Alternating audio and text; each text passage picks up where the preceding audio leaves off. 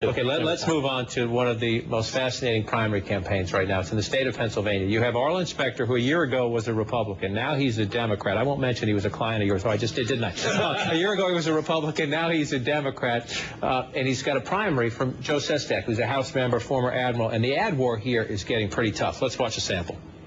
I can count on this man. See, that's important. He's a firm ally. But now, my change in party will enable me to be re-elected. Arlen Specter switched parties to save one job. His, not yours. I go to work every day for Pennsylvania. I voted 20 times to raise the minimum wage and fought China's illegal trade practices. We get the picture. We can stop that there.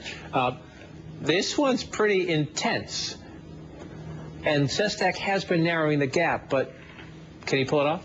Yeah, absolutely. I mean, this is, we talked about the unemployment rate. This is this may be a victim in next Tuesday, but it's a very tight election. This is a devastating ad.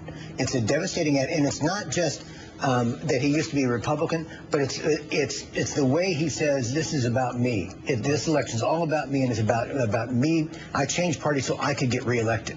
He's forgetting the voters of the state. And Sestak has spent, let me jump before you finish. Sestak has spent about $1.5 million on advertising. Specter, this is the interesting part. Specter is getting help from the Democratic Senatorial Campaign Committee. $2.5 million in spending thanks to some of that DSCC money on his behalf. So here's the guy who was a Republican a year ago is getting help from the National Democratic Party and the Obama White House. You're going to get me in trouble because I want to be a company guy, but that ad is pretty devastating. And it's devastating because what it does is it takes the shots of him with Palin and the shots of him with Bush.